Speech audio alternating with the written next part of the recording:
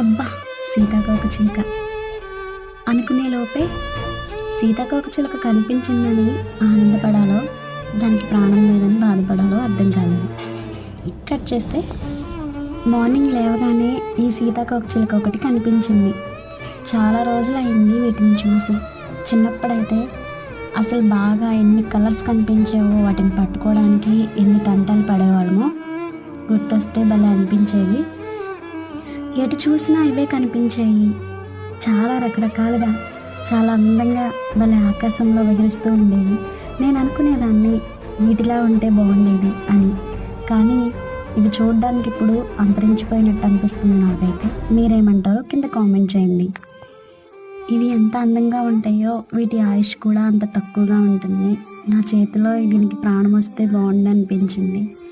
కానీ అది ఒక ప్రాణం లేని బొమ్మలా కనిపిస్తుంది కదా.